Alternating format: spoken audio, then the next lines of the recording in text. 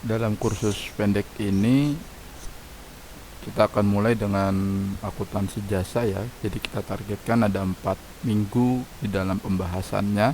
Dalam 4 minggu ini kalau diikuti dengan baik, setidaknya dasar dari mempraktekkan pelaporan akuntansi jasa bisa kita miliki. Kalau di kuliah normal ini ya 1,5 semester ya, setengah semester, dan ini sifatnya pengenalan awal.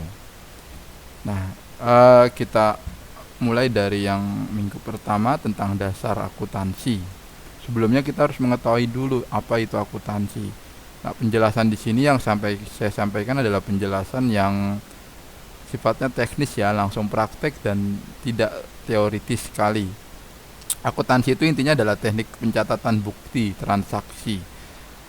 Bukti transaksi di sini bukti transaksi yang dari faktur, dari kwitansi dicatat. Nah, dicatatnya ini tidak hanya sekedar mencatat, tapi ada tekniknya. Tekniknya di sini nanti bisa menggunakan namanya jurnal umum. Nah, jurnal umum itu ada sisi debit dan sisi kredit.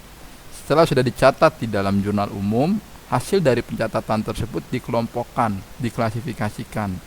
Misalkan nanti ada namanya pencatatan untuk akun-akun kas. Nah, maka yang pencatatan akun-akun kas yang ada di posisi debit atau kredit dikumpulkan jadi satu. Ya. Setelah itu ikhtisar ini artinya hasil akhir dari pengklasifikasian. Misalkan tadi kas, setelah mengumpulkan semua akun kas yang ada di jurnal umum, misalkan total kas yang ada di debit 10 juta, total kas yang ada di sisi kredit 5 juta. Ikhtisarnya apa kesimpulannya? Berarti saldo kasnya itu 5 juta. Ya, saldo kasnya 5 juta. Debit dikurang kredit 10 dikurang 5. Jadi 5 juta.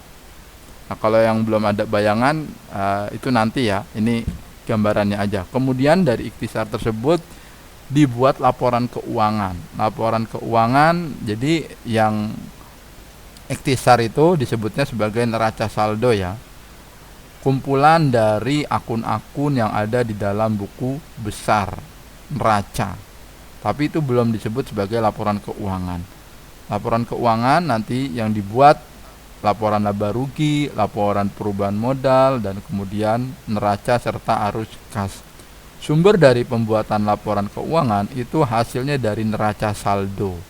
Jadi kalau neraca saldonya keliru dalam artian di sini bisa kelihatan sisi debit dan kreditnya tidak balance, maka tidak bisa dibuat laporan keuangan.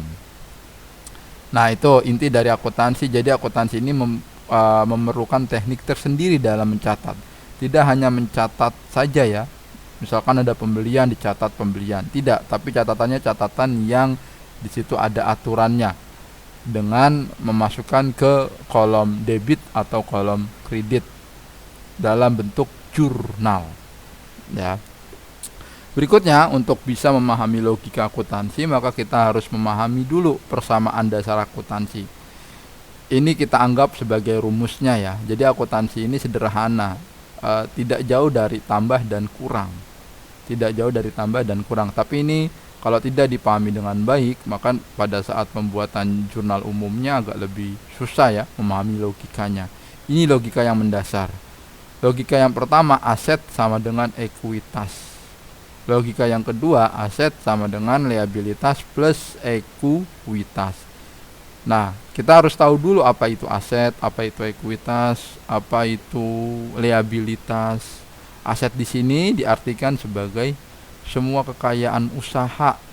Contohnya uang tunai, kendaraan, dan bangunan. Ya, uang tunai, kendaraan, dan bangunan. Jadi semua yang dimiliki sama usaha itu disebutnya sebagai aset, baik itu milik dari hasil sendiri atau dari pembelian pinjaman, itu disebutnya sebagai aset.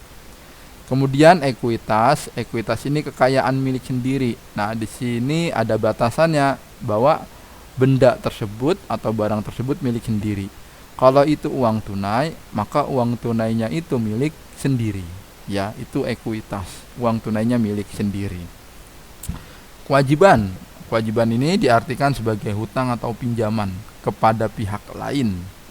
Misalkan seperti pinjaman bank, ya, beli barang kemudian belum membayar, itu hutang dagang. Kan ada juga orang yang usaha itu modalnya dia tidak punya modal sendiri, tapi modalnya pinjaman. Maka kalau modalnya pinjaman bisa berlaku rumusnya, ya, tapi rumusnya tanpa ekuitas. Ekuitas itu kan syaratnya harus milik sendiri. Misalkan Tuan A mempunyai usaha tapi dia tidak punya modal. Dia pinjam ke bank 100 juta. Nah, 100 juta itu di sisi pertama dianggap sebagai pinjaman bank. Di sisi kedua, setelah si Tuan A dapat 100 juta, maka 100 juta itu menjadi miliknya Tuan A. Kekayaannya usaha Tuan A 100 juta. Jadi kalau di persamaan akuntansinya bagaimana? Aset 100 juta sama dengan liabilitas 100 juta. Ya. Ekuitasnya ada gak? Tidak ada, karena si Tuan A tidak mempunyai uang. Jadi uangnya uang pinjaman. Nah, itu ya. Jadi kita harus mengerti dulu istilah-istilah aset, ekuitas, dan liabilitas, baru akan mudah memahaminya. Prakteknya, praktek persamaan dasar akuntansi. Nah, di sini jika semua kekayaan usaha sebesar 50 juta rupiah, artinya kekayaan itu bisa juga berarti sebagai kekayaan milik sendiri. Kalau digunakan di rumus akuntansi yang pertama ini, ya, maka aset sebagai semua kekayaan usaha 50 juta. Yang kekayaan ini adalah milik si pemilik usaha itu sendiri. Jadi milik uang sendiri, ya, bukan dari pinjaman.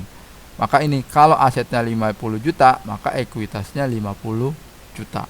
Atau si Tuan A punya aset sendiri 100 juta. Bukan aset sendiri, sorry. Ekuitasnya, ya, modalnya sendiri itu 100 juta. Maka ya asetnya, kekayaannya si Tuan A ya 100 juta. Ya, dari situ. Kemudian yang kedua, jika semua kekayaan usaha sebesar 50 juta, itu bisa berarti pertama 25 juta milik sendiri dan 25 juta pinjam dari bank, ya.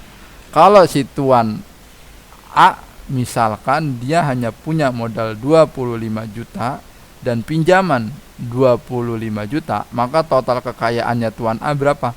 50 juta. Nah, ini berlaku rumus yang kedua. Aset sama dengan liabilitas plus ekuitas. 25 juta di sisi pinjaman bank, 25 juta di sisi milik sendiri, ya. Ini yang saya sebut sebagai pencatatan satu sisi dan sisi lainnya. Totalnya di sini 50 juta, kekayaannya totalnya 50 juta. Kemudian logika pencatatan akuntansi bentuknya adalah mempraktekkan persamaan akuntansi. Di sini kita akan coba mempelajari bagaimana sih pencatatan bukti transaksi ini yang dimaksud, ya. Bagaimana pencatatannya, kemudian bukti pengklasifikasiannya seperti apa. Nah, ini baru contoh dari pencatatan sederhananya aja. Aset 50 juta, ekuitas 50 juta. Tapi kita belum merinci semua kekayaan usaha itu jenisnya apa aja. Ya, semua kekayaan usaha itu jenisnya apa aja. Yang populer kan uang tunai. Uang tunai kalau di akuntansi disebut sebagai kas. Kendaraan, ya, aset tetap, ya. Bangunan itu juga bagian dari kekayaan usaha. Banyak nanti ininya, ya. Cuman kita berdasarkan contoh yang di sini. Kemudian pada prakteknya, jika ada yang bertambah di satu sisi, maka dicatat di sisi yang lain.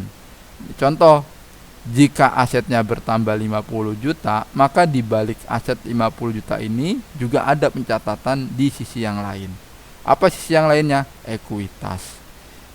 Ya, jadi punya uang sendiri 50 juta. Nah, uang sendiri yang 50 juta itu adalah kekayaannya dia yang 50 juta.